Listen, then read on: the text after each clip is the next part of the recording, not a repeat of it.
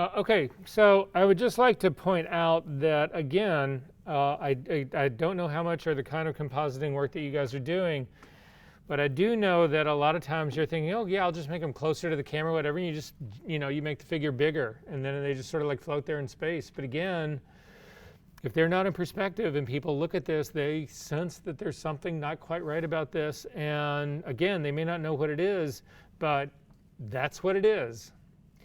So at this stage of the game, you can collapse the people group, the entire green group, and turn off the eyeball. And we're going to go to the samples group, and we're actually going to start dealing with images now. So we're getting away from the 3D world, and we're just going to do images. So if you click on samples, the purple group, and you go ahead and open up the samples group, you can actually see there's a guy in a scene right here. And when you look at this, does this seem right to you? There's something wrong. You look at this and you just go, okay, I'm sorry, maybe I don't know what it is, whatever. I mean, it could be other things, like the lighting direction seems a little off. It's not the worst thing in the world, but you look at it and you know that there's something wrong about this. And so what we have talked about, or what we should, maybe I haven't said this, but I do need to say this to you, is that the way that you put people in perspective is that you establish their horizon lines, and then you simply get those horizon lines to match. And if you get the horizon lines to match, then they will share the same vanishing point, the same horizon line, and the same perspective, and they will be in perspective. So we need to, yes? Is the horizon line, this may be a dumb question, is the horizon line the same on every picture? No, it changes radically. You're going to see it right now. So we need to find, I'm going to ask you to open up the guy group, open up the man group, and you can actually see he is, it's another image that was shot, and he's actually been knocked out. So if you open up that group, you'll see that there's the pixel picture of the guy. There's a layer mask right next to him. If you hold down your shift key and click on the layer mask, it turns it off. And now you can see how the picture was actually shot. And you can also see where the horizon line is. So the horizon line, I'm not gonna mark this thing. Sometimes I will mark stuff to make sure. But you can see the horizon line is basically right above his knees, right above his knee joint. Wouldn't you guys agree? It's a pretty good spot for, yeah. So that's where the horizon line is. So we can hold down the shift key and click on the mask again to get rid of it. But now you see the horizon line of the scene is actually at the very top of his head. That's where the problem is. It is the fact that they are completely out of perspective. We need to get them back into perspective. So we need the horizon line of the guy and the horizon line of the scene to be the same thing. So if you click on the beach scene, so make the beach layer active, hit the V key to get the move tool, and simply click on the scene and start to drag down. And you want to drag all the way down till you get the horizon line of the beach to be just above his knees, which is where it was in the real thing. And then you take a look at this and say, is that correct? And it is. He is now in perspective.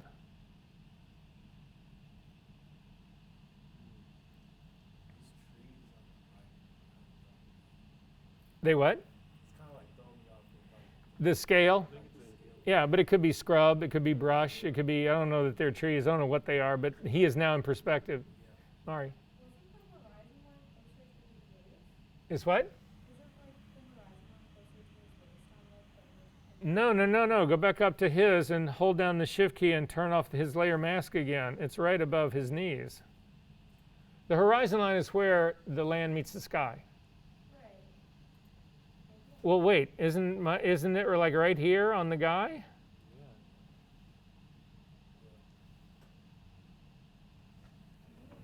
Yeah. Hang on.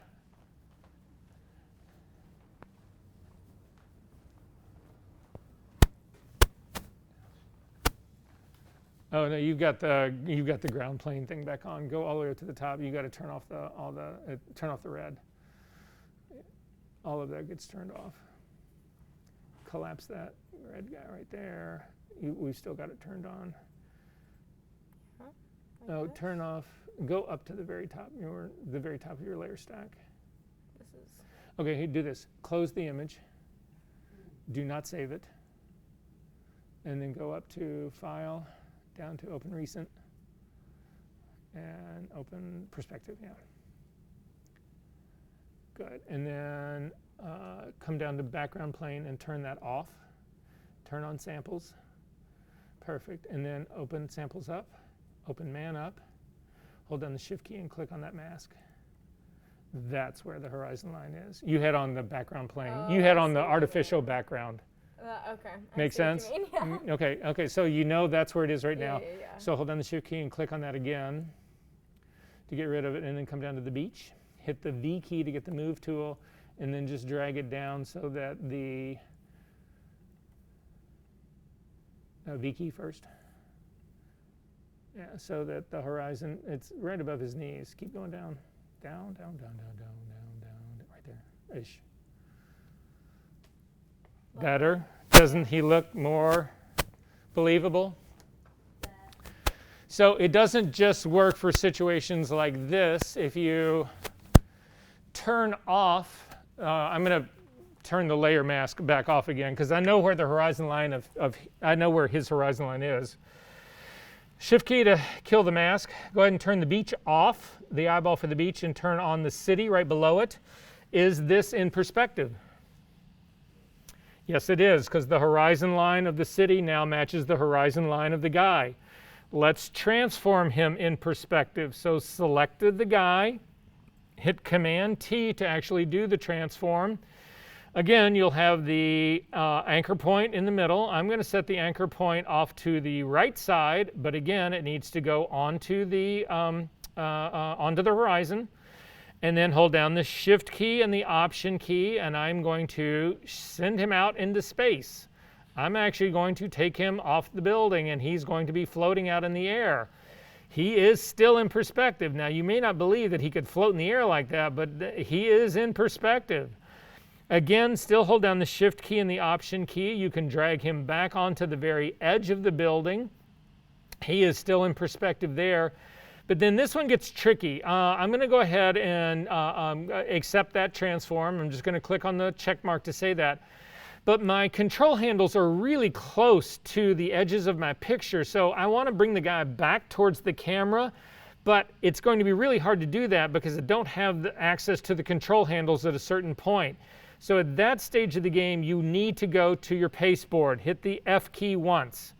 Now when we try to transform in perspective, again, I'm going to hold down the Command T to actually transform him. I'm going to then, I want to bring him straight back to the camera, so I'm going to drop that anchor point right between his legs on the horizon line, but now I can actually have control handles that go beyond the image. So hold down the Shift key and the Option key and simply start to drag backward towards me. And you can actually see that he actually comes back. But how many of you thought his head would be cut off if we brought him back to the camera? Most of you wouldn't have thought of that, but he is that way because he is in perspective. So you're not going to see this on the video. You guys are going to see it on the screen right back here. What really establishes perspective? And it all has to do with your camera, your height and angle. So if we have a subject that's right here, and a camera that's right here, and a horizon line that's right here,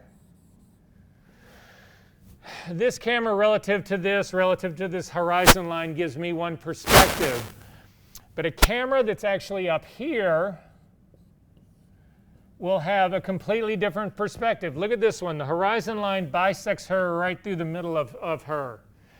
But this one, the horizon line, if this is it's going to be a point, not a line. Because again, the horizon line would be going like this. This, it's going to bisect her right through the middle, but this one, the horizon line here, if we take a line through this, whatever, it's going through the top of her head.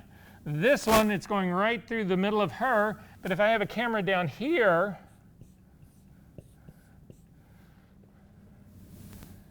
it's going to go bisect her legs like him. This is the issue that you've got. If you go out in the world and you shoot an image from a really low angle or a really high angle, and then you go into the studio and shoot your figure at the opposite, they will never, ever, ever match perspective. Sometimes you can get away with it, sometimes you can't. We're going to take a look at an example of that right now.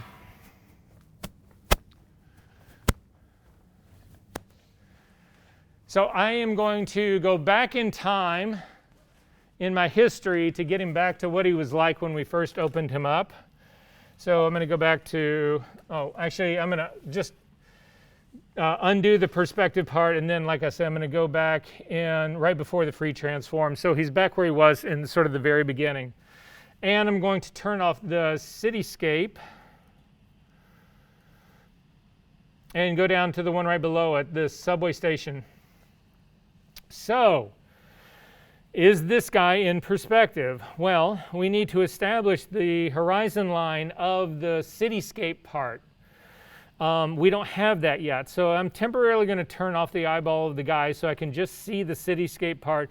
You can see he's also got a couple of shadows under his feet. You can turn those off as well, just because they're annoying. So how do we determine where the horizon line of this image is? And the way you do it is using the converging lines. Now, different people do this different ways. I actually use the pen tool to do this. It's the easiest tool. Some people will use the line tool, but I'm going to show you how to do this using the pen tool. It's a temporary thing. We just need to establish, again, where converging lines ultimately meet. And there's a number of converging lines in here. You can see there's this sort of banister area right here. That's giving us a converging line. There's the lights that are at the top are a converging line. There's I wouldn't do the decals on the train. Those would be a little bit harder, but I would do the roof of the train as a converging line. The railroad tracks are converging lines. The warning line, the yellow line, is a converging line. I'm just going to do the railroad tracks and the baluster thing that's on the side. So to do that, hit the P key to get the pen tool. And I'm simply going to avoid the curve that's sort of like the closest to camera. You don't want that to screw you up. I'm going to start here in an area where I know that that whole banister, baluster, whatever the hell that thing is straight. I'm going to click on a point, and I'm going to drag my cursor all the way to the other side.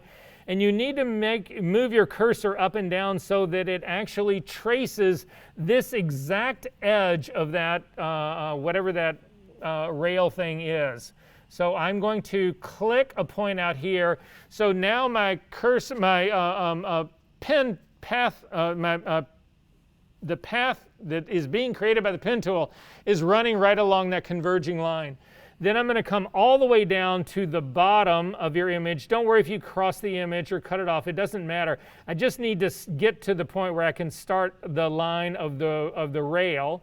So then I'm going to come up and I'm going to click on the rail, and I'm going to drag this all the way to the other side. And again, move this up or down to the point that it traces just the rails. And I'm going to click on that. And where those two meet in the center is the horizon line. Are we good on this? So hopefully you have your ruler showing. If you do not have your ruler showing, go up to your view menu and come down and put select rulers. Put a little check mark next to it so that you do have your rulers, because rulers are where we can drag our guidelines from. So with the ruler showing, click on the ruler and drag down a guideline and put it right at the intersection of where those path lines actually meet. And then finally, you can go to your path palette and you can throw the path away. It's done its work. All we were using it for was to find out where those lines converged. That is where the vanishing point is in the back, and this is the horizon line. Is everybody good on this part? Did that work for everyone? Yes? No? Okay. So now turn the guy back on. So, is this guy in perspective? No, we know where his horizon line is. His horizon line is right above his knees. So you need to click on the guy and hit the V key to move him, and we are going to drag him straight up. And he is now in perspective, but he's also 23 feet tall.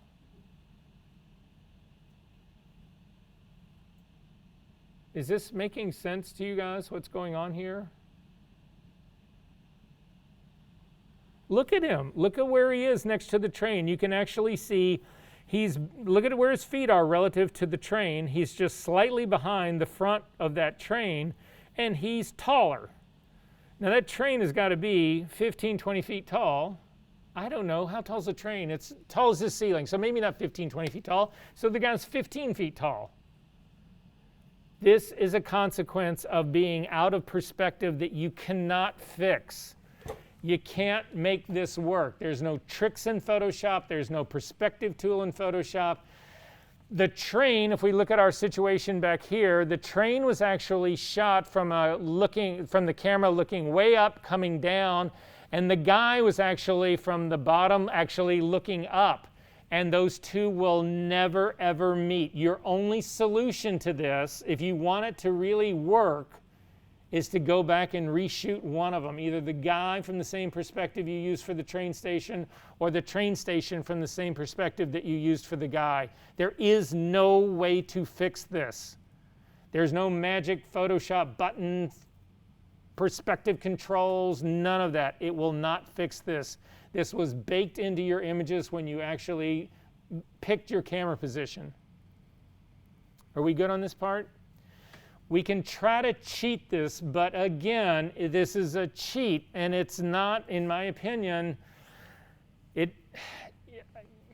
well, we'll see what it looks like, because I'm going to show you how to fix this as best you possibly can fix this. So I know where the horizon line is, but it doesn't matter anymore because I can't use it. So I'm going to get rid of the horizon line. I'm just going to tear it off. So again, I just select on the guide and throw it away. I know where it is. It's in that sort of, you can tell, vanishing point back in the end of the hallway. But I can scale the guy, at least to try to get him to be reasonably scaled in the scene, because even though the perspective now is right, the scale is so horribly wrong, there's nobody going to believe this unless you want the guy to be 15 feet tall, in which case this works out really well. But to scale him, I'm going to select the guy. I'm going to hit Command-T to actually scale him. I'm going to click on the link between the width and the height. So go up to your options menu, your options, the bar at the very top. There's a little chain link right next to the letter H. That will, if you click on that, that will lock the ratio between width and height together so that any change that you make in here, the guy will not distort. He'll stay proportional. And we need to make him smaller. So I'm just making him real small. And then you can just click in the middle of this guy and you can scale it. What I'm trying to do is get him back to the door of the train. I'm going to zoom in now a little bit so that I got a better way to see this. I'm going to continue to scale him, but look at my screen here really quickly. I've lost my control handles. I've got one that's sort of at the top, but I've really lost the other guys here because I'm zoomed in so much. But I need to be zoomed in this much to really scale him based on the door. So you can just use the scrubby sliders between width and height. If you hover your cursor over the H up in the options bar or the width, it doesn't matter which one. If you hover right over the letter, you'll get a little finger that's got an arrow going both ways. That is the scrubby slider. If you click and pull to the left, it will make him smaller. If you pull to the right, it will make him larger. I'm just scaling him down. What I'm going to try to do is actually sit him right in so as if his foot was standing right on the door, on the sill of the door, not on the ground below it, but on the sill of the door, because again, that's a step up to a train. He's a little bit small, I think, for this. Well, I take that back. He's actually probably just about the right size. So I've scaled him down. When everybody here, close your eyes. You're standing at a train. You're thinking about getting on the train, whatever. Can you see the window? Can you see inside the window? Can you see inside the car? You can, right? Your head's not above those windows, right? So you need to start thinking about scale in terms of those sorts of things. So for me, I do all sorts of tricks of things that are known heights to try to get scales. Doors are really good. Ironically, fire hydrants are really good. Do you know that fire hydrants in the United States are all the exact same height? I don't know what that is, but I can Google it, and if it's 30 inches tall, then I know relative, if I'm going to say, okay, I've got a person in here who's 60 inches taller, it's twice the height of a fire hydrant. How tall is the top of a car? Well, it depends on the car. Yeah, I mean, those sorts of things, but you think about it that way. Does that make sense to you guys?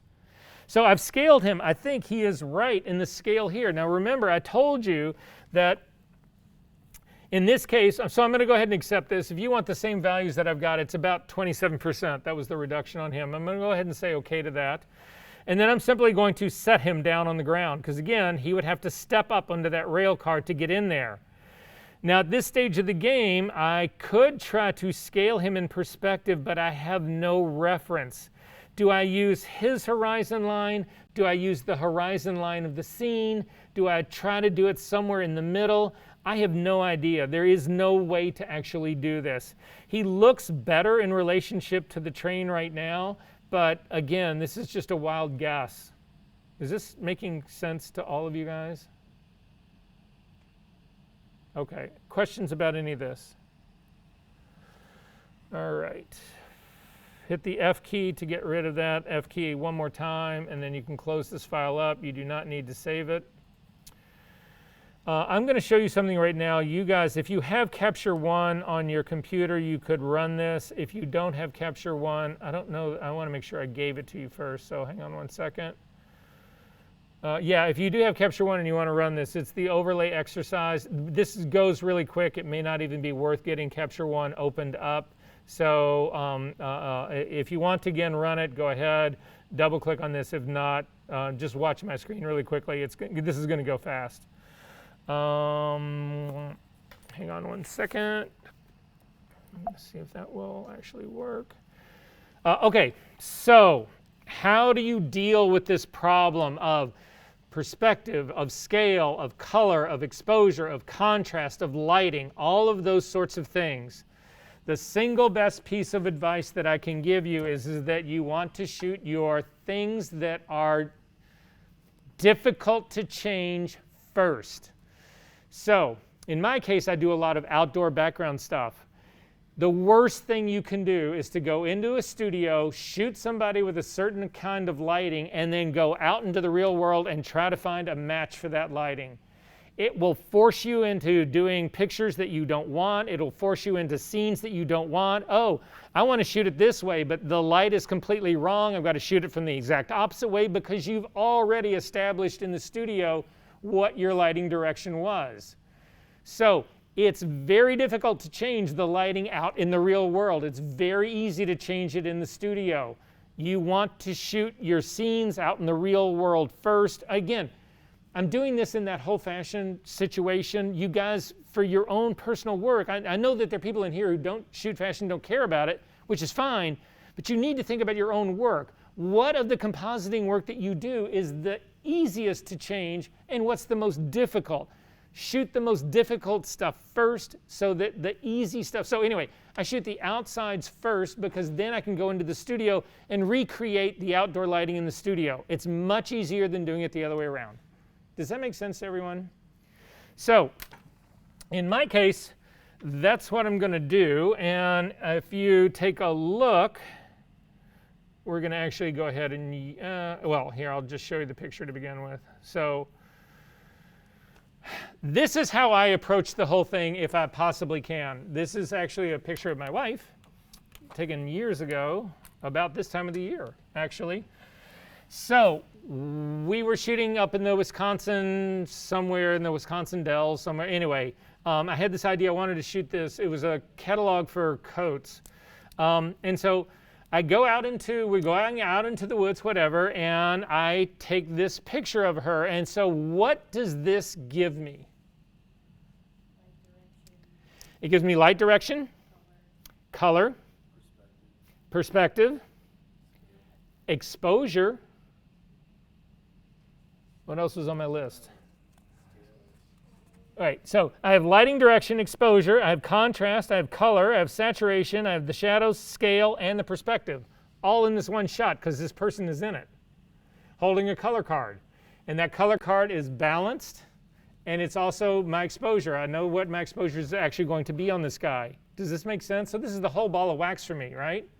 I've also then, she steps out and I just shoot a blank of the scene right here, and I've got my background, but I've got all the references that I need.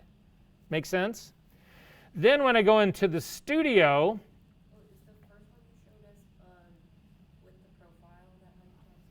yeah, all the stuff is in there. So I don't know that I've got still the same profile for that in here, but I would do all of that work. Yes, because again, the color card affords that all to me, right? So anyway, I go into the studio, and in Capture One anyway, you can actually do overlays. So the way you do an overlay is you grab the picture that you want to be the overlay, the reference, and you drag it onto the overlay pane that's actually sitting in Capture One. Then I go into the studio and I actually shoot a picture in the studio, and with the overlay here, you can actually drop the opacity of this down so that you can really measure these things, how well they are in relationship to one another. So in this case, I'm actually going to take my reference down because I actually had it set down earlier before. And what you'll see is I'm actually trying to, recreate the rocks using sandbags in the studio, because it's not only do I want scale and perspective, but I want to give there to be some way to get her feet to actually be as if they are on those rocks. Does that sort of make sense to you guys? That's not the only thing that I would do here. If I was, again, you won't see this on the video, but you will see it here. At least you'll hear the audio part of it. If I wanted her leaning against a tree, I would put maybe a monopod up in the studio on the side that I could get her to lean on, or that I could put her hand on, or put her hand around. In one of these cases, I had her on, there was a branch that was like behind her. It was a sort of horizontal branch. We just rigged up a pole that went across the back, and she could lean back against it, and it gave a place to anchor her hands. All of those things make your comping together so much easier to do because you're actually basing it on your real scene. This is another reason to shoot your scenes first. Or again, what's difficult to alter, that's what you shoot first, whether it's outdoor scenes or underwater or whatever it is. Does that sort of make sense, everyone? Okay, so then how do we actually then put this part together? This part you guys can do. So I'm going to jump out of Capture One. I'm going to go back to your student files, and we need to do, in your student files, I want you to do this with me, please. There's a folder called Tree Exercise. If you can open that guy up. Inside of that, there are 4 files. There's actually a 5th one. Do you guys have the composite body in this one? Okay, we're going to hold off on that one in just a second, but I want you to, we're going to start actually with the trees. So I want you to hold down your Shift key and select both of the trees, so tree 13 and 19 both. Hit Command O to open them up. They'll both come open up into Camera Raw. So I'm open up in Camera Raw. The first thing I'm going to do is use the image that's actually got the girl in it. So I'm going to color balance this to begin with. So hang on one second.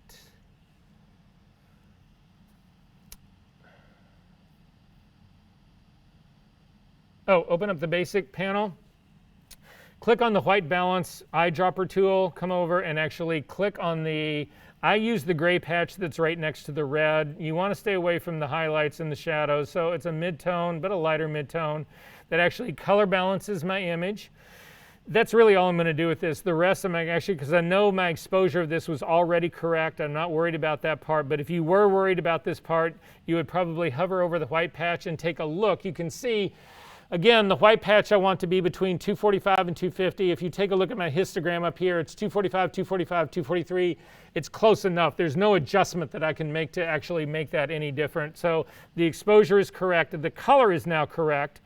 Hover over your thumbnail again, and you will see that there's a little 3-dot menu at the top of the thumbnail. If you click on that, it'll give you a drop-down menu, and you can do a select all, and you will see that it puts another little white line around the second of the images. The second of the images is the one that's really going to be my background. And then go back to that same little 3 dots. Again, on the top image, click on your drop-down menu and say you want to sync settings. A dialog box will actually open up, and you can do all sorts of different ones here, but the only thing we've done is actually color, so the default is will cover that. Go ahead and click OK, and now the color balancing has been applied to the other image as well. We good on this? Then I'm going to open both of these. Now, I've got mine to open as Smart Objects. We've talked about that before. If yours says Open Image right now, for this part, it's OK. It doesn't really matter that much. But if you want it to be Smart Objects, click on the link that sits right underneath the image. It'll open up the preferences. In the preferences, select Workflow at the bottom and click the check mark that says Open in Photoshop as Smart Objects and say OK. Then in this case, I've got both of these selected, and I want to open both of them. So I'm going to open both. You'll see objects is plural here. I'm going to open both objects.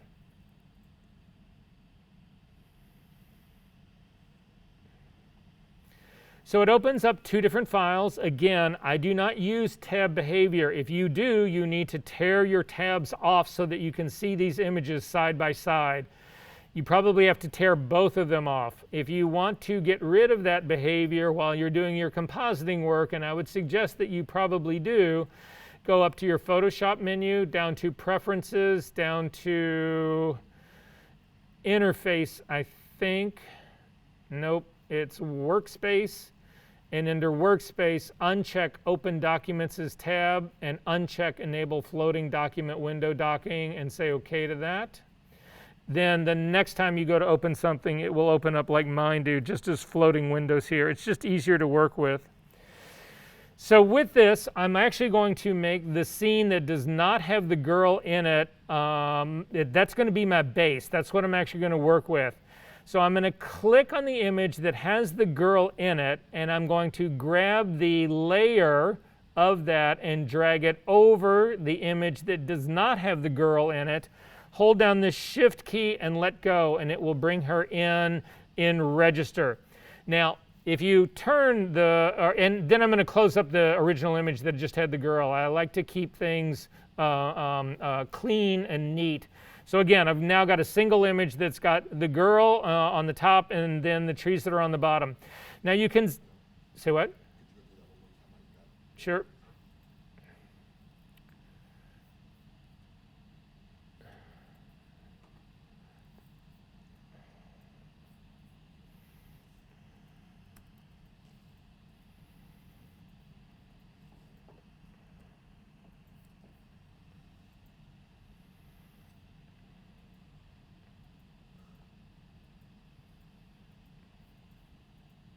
Okay.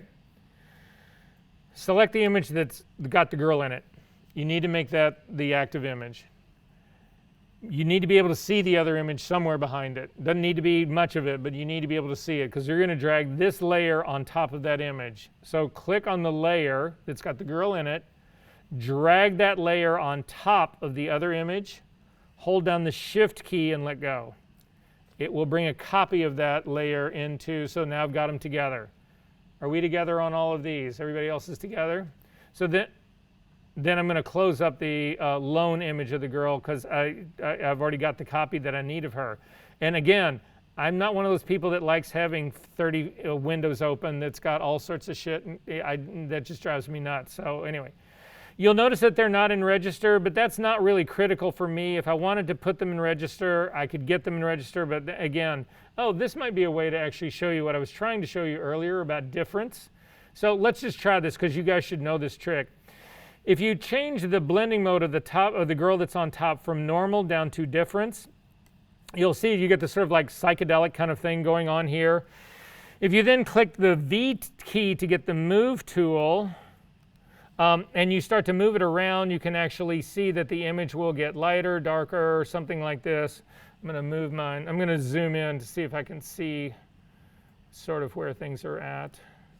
Oh, she's not going to be in the back, so she's not in the other image. So you have to ignore her. It's going to be the tree.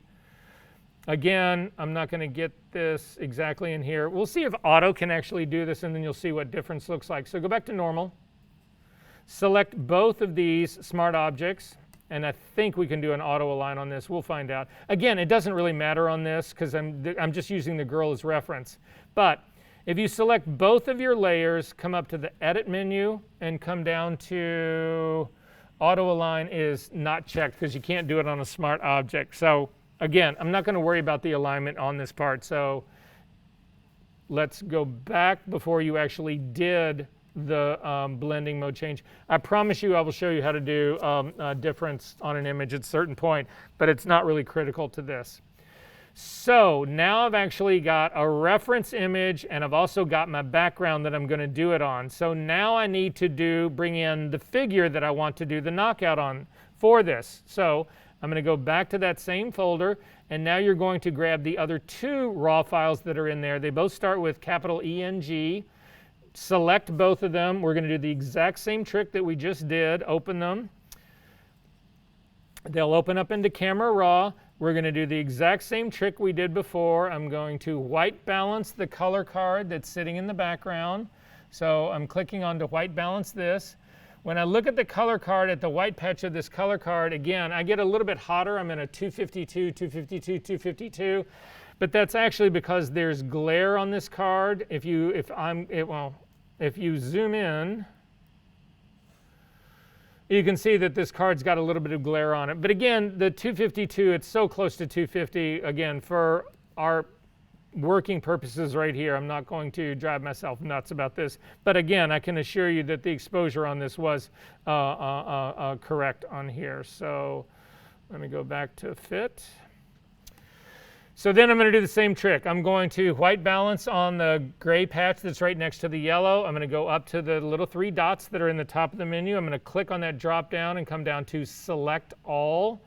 Then go right back to those same little three dots and click on the drop down again and do sync settings. And I'm going to say OK to that.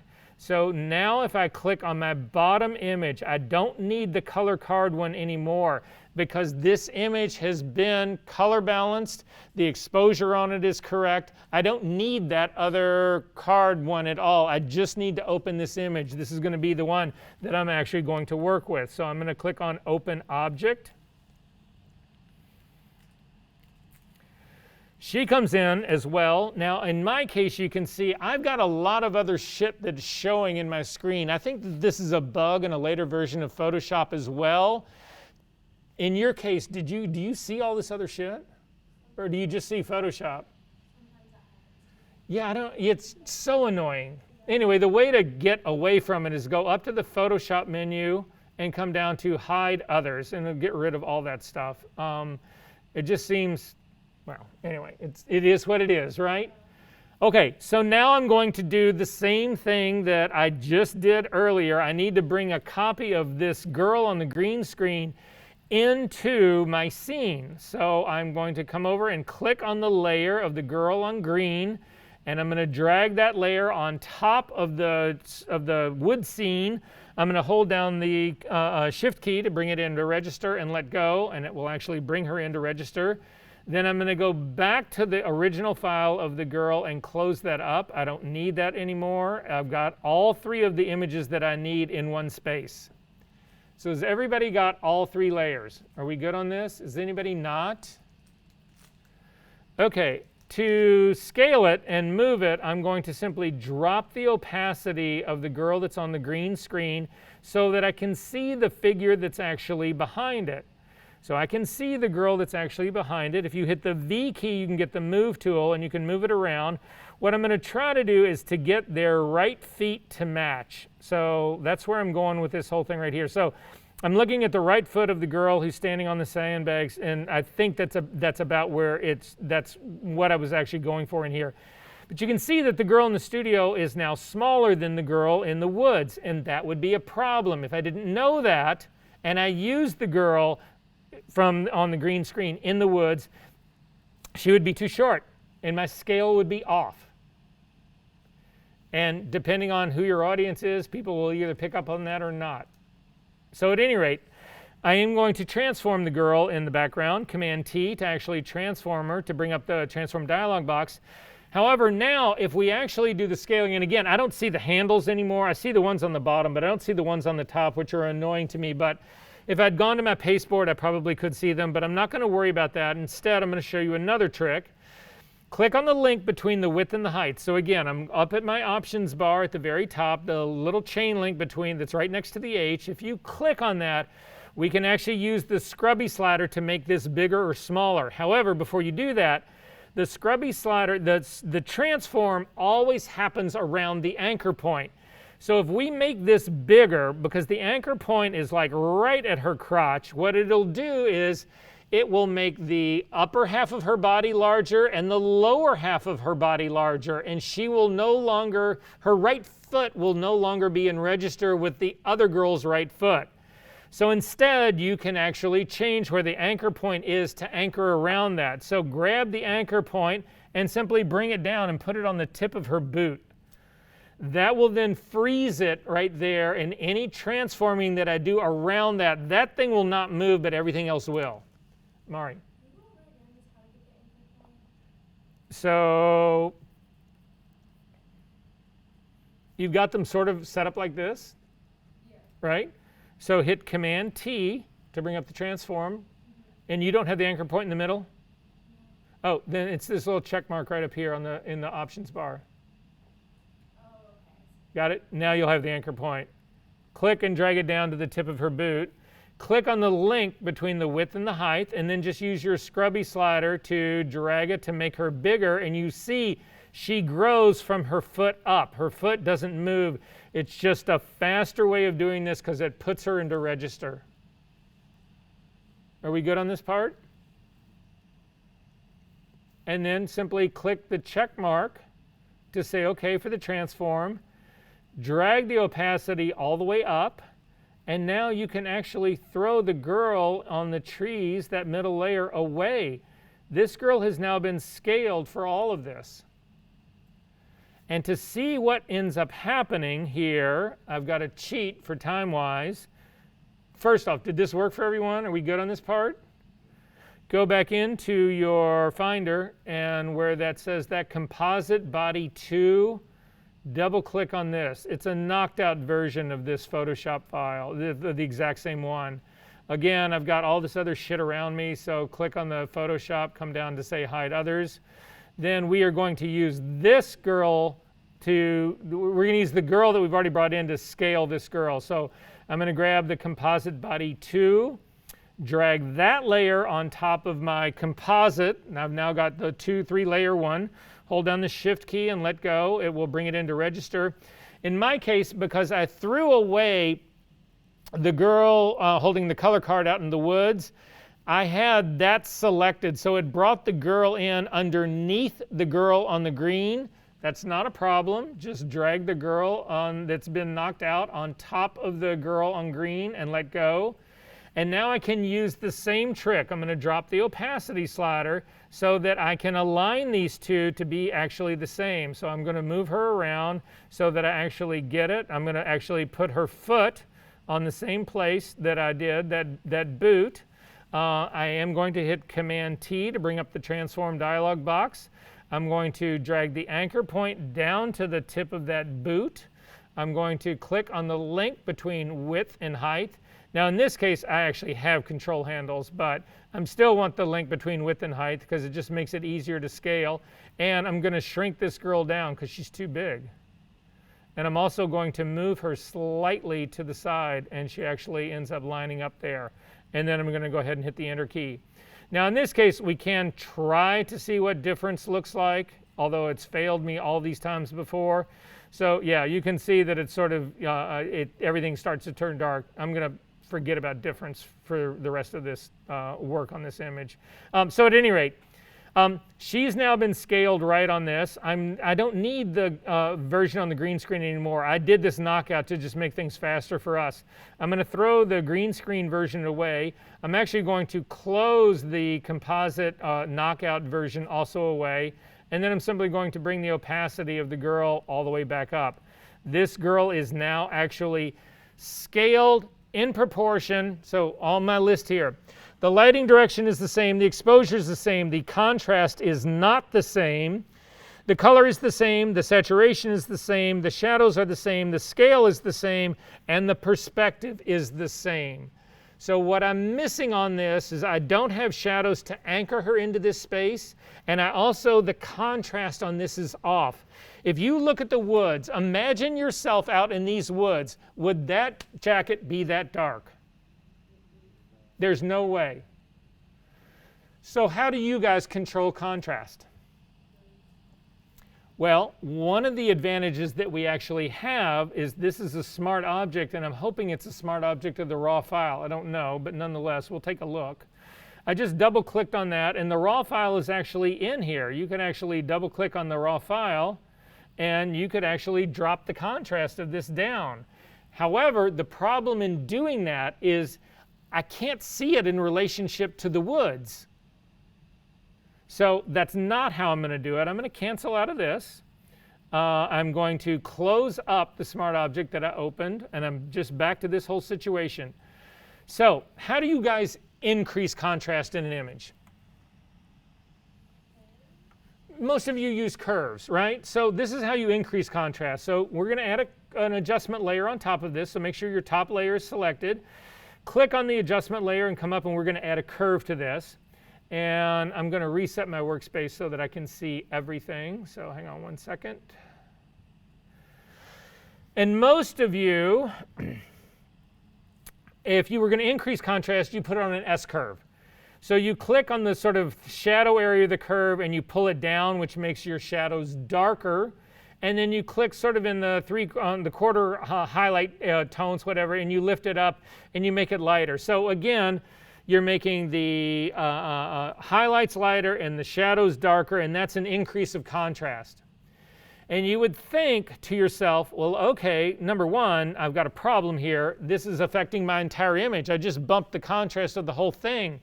But remember, we can clip this curve to the image, to just the girl, which is what we're going to do.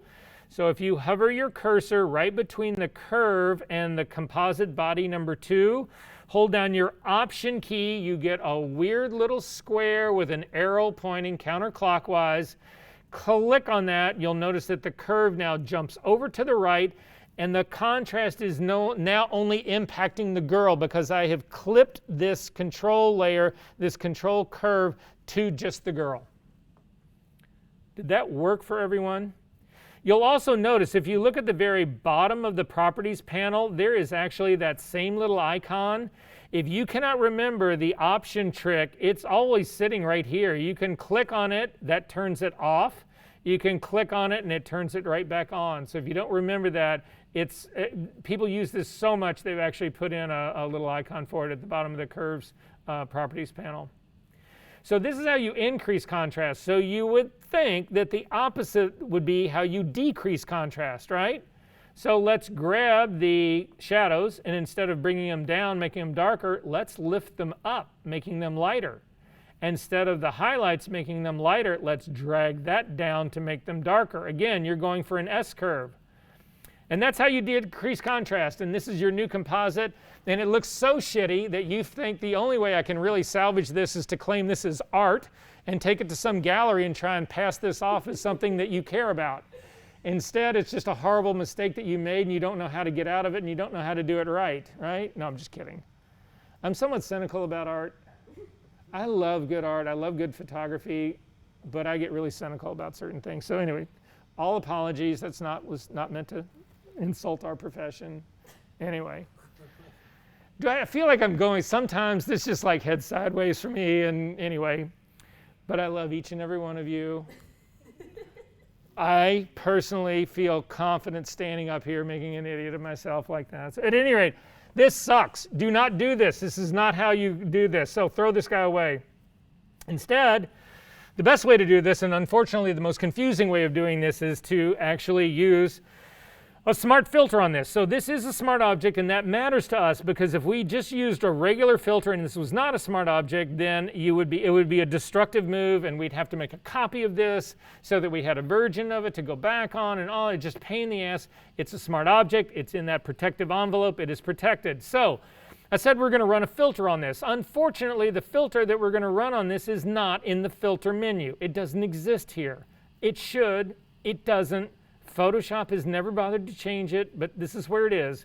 Go to the Image menu, down to adjustments, and down at the very bottom, shadows and highlights. And a dialog box will open up. There's two versions of this dialog box. There's the show less option. So if you only got something that said shadows and highlights, click on the show options more. You can tweak your stuff out a little bit more when you actually use this part. But at any rate, whenever this thing opens up, it always is opening up your shadows. It never touches the highlights. If you look at the highlights right here, you'll see they're all zeroed out. The amount is zeroed out. Rarely do I ever screw with the highlights. Usually contrast is always an issue of blacks being too deep and you're trying to lift them. It always opens up at this default of 35% amount. But when I look at this, it's like now I've gone to the other extreme. This doesn't match at all. So I'm actually going to take the amount and start to bring it down to the point that I feel like what this image should really look like in this scene. And so I'm down to around a 17%-ish way. This feels much better to me. Again, you've got a preview check mark to turn this on and off. And you can see, okay, yeah, this girl now feels like she's really in that space. Does this make sense to everyone what's going on here? We good on this part? All right, so I'm going to say okay to that. Another trick is that you could come down to the trees, and I'm going to add a curve on top of the trees, and I'm going to slightly boost the contrast of the trees. Remember, you've got two different things that you're trying to bring together. That doesn't mean you only control one. You can control both. That's another thing I meant to talk to you about, though, and this one's really critical. Why do I use a color card for everything I shoot? In this case, I have brought these in. These are color balanced now. They are the same. If I want this now to be much bluer, moodier, whatever, because they're the same, I can add a curve on this to make it more like nighttime. If your signature look is desaturated and slightly blue, once you get them together, you can do their color correction, the color grading together. But if they're not together, if you've got an image, a figure that's too blue and an image in the background that's too warm, and you try to put that together, then you're trying to balance one against the other, and it's just a nightmare. If they are the same, even though they're the color you don't want, then you can actually do your signature grading after the fact. Make sense? So this is a way to bring these together. And if you take a look at this right now, this is actually reasonably believable. I don't have the shadows underneath her feet, which are bothering me, but everything else is working pretty well for me. Are we good on this? All right, shadows. We need to make shadows for her to ground her into this space.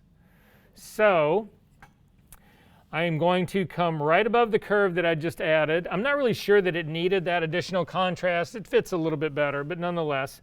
I'm going to add a blank layer above this. I'm going to double click on it and call it shadow. Please do this with me. I'm going to hit the G key to get the gradient tool. We've done this before, so we're going to do this one pretty quick. Right off the bat, I'm in a problem because I've got brown as my foreground color, so I'm going to hit the D key to default my foreground and background colors to black and white. If black is your background color, hit the X key to make it your foreground color, and then hit the G key to get the gradient tool. When you get the gradient tool, up in your options palette up at the top, click on the drop-down style of gradient. There should be a set of folders inside of there. You click and open the basics folder. Inside the basics folder, you want to select the second icon, which is foreground color to transparent. Select that guy. That's the type of gradient that we need. And then finally, on the 5 little icons that run across that are just to the right of that, you want to select the second one, which is a radial gradient. And then you want to zoom into this image a little bit. So I am going to do shadows, radial gradients on this shadow part right here. This is a great time to whip out your tablet again and connect it.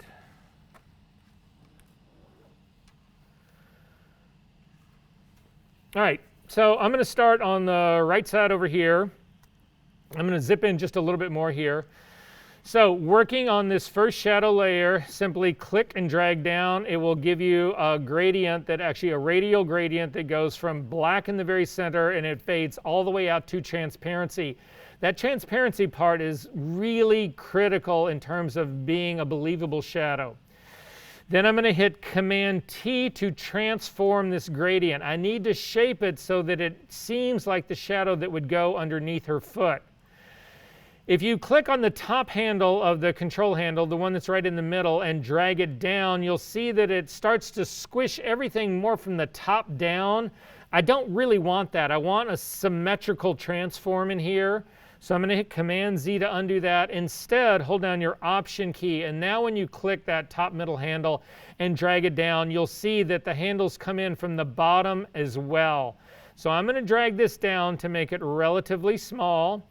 Then I'm going to click in the middle of this transform box. You don't want to click on the anchor point, because if you do, instead of moving the shadow, you'll simply move the anchor point, which will screw you up. You don't want to do that. So I'm going to click sort of to the side, and I'm going to drag this down, and I'm going to bring it more underneath her foot. Now, one of the beauties that we have about this is because the shadow is underneath the figure, we don't need to worry about this shadow laying on top of her foot. We're keeping it underneath. However, it's above the woods background, which is exactly where we want it. That's why you always do your shadows between background and figures. Now, the shadow is just going completely left to right. I need to rotate this slightly so that it matches what is under her foot. And it's also way too wide. So I'm again going to hold down the Option key and click one of the control handles to actually make this a much more narrow shadow. And then maybe take a little of that curve out of that. Bring it up a little bit higher. Take a little bit more curve out. And bring the really sort of heavy part underneath her foot. And that feels pretty good to me, so I'm going to hit the check mark and say OK. You need to immediately hit the E key to get the eraser tool. And in the eraser tool, you're set up, and I never change this, ever. I always leave it as a brush, 100% opacity, and a 6% flow. And if you click and look at the edge of the brush, it's a medium hard brush, a sort of a 50%er. And then I'm going to erase the shadow part that is right in the front of her foot. There's nothing that would cause that shadow to be in front of her foot. And this is now my first shadow. If I turn this on and off, you can sort of see what it's done. It's actually made a reasonably good shadow in here. I'm going to click another layer and call this Shadow 2. You want to keep your shadows separate so that you can control them separately. Say OK. G key for the gradient. Click and drag out a gradient. Command T to get the transform. Hold down the Option key to actually crush this from both sides. And I'm also going to make this a really much more narrow one. I'm going after a darker shadow that would be right underneath her toe. So I'm really going to make this really pretty small. And again, really pretty tight. Click into the transform dialog box and bring this down right into the very front under her toe. That part feels about right to me, so I'm going to go ahead and check OK on this.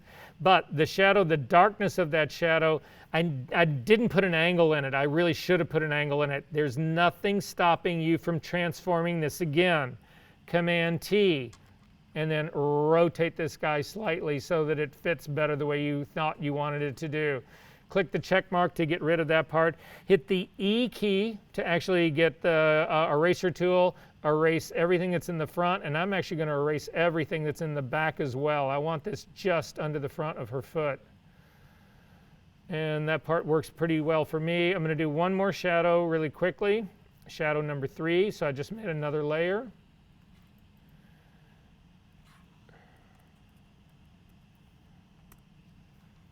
G key for the gradient tool. Click and pull down small gradient, Command T. Hold down the Option key. Crush this. Again, I'm going to rotate it slightly. This is going to go back behind the rest of her foot. So I'm just going to lay it in there about like it is right now. I'm going to go ahead and say OK to that. This is a shadow that's meant to be sort of like behind her, sort of traveling towards her heel.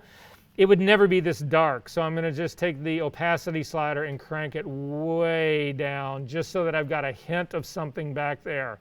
This is what I put back there. It's really subtle. It's not very much, but this is the shadow for this foot. I've got 1 or 2 more to make for the other side. So again, one more shadow. Double click on it, call it Shadow 4.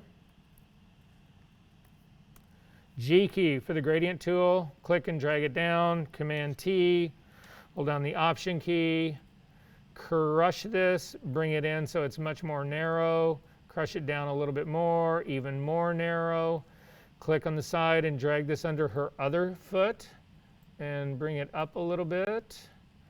I'm going to crush it a little bit more and bring the sides in. I'm not going to bring the sides in a little bit. And I'm going to go ahead and say OK to that. Hit the E key immediately and erase the sides. There would never be anything on the side of her shoe. It would only be underneath. Now, this may be a little bit high underneath her foot, so I'm going to hit the V key and the down key to actually move it down. I can watch it happen in real time. And this seems pretty good to me. I think it needs one more, so one last time. One more layer. Call it Shadow 5. G key for the gradient tool, click and drag out a gradient. Command T, hold down the Option key, crush this, bring it in, sort of bring it around and pull it into place. It needs to crush quite a bit more, and also come in from the sides quite a bit more. Go ahead and say OK to that. Hit the E key immediately, get rid of all the shadow that's on the sides.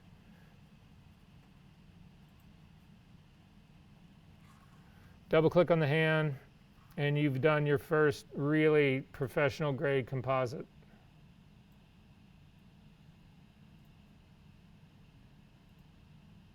Now, do you think if we took this image right out right now and just said to the people at the front desk, could you help me with this image? I'm really struggling with this. I sort of like, what's going on, but it was really hot weather out there. Does she look too hot? Or she look, what? Is there anything wrong with this picture? I'm telling you right now.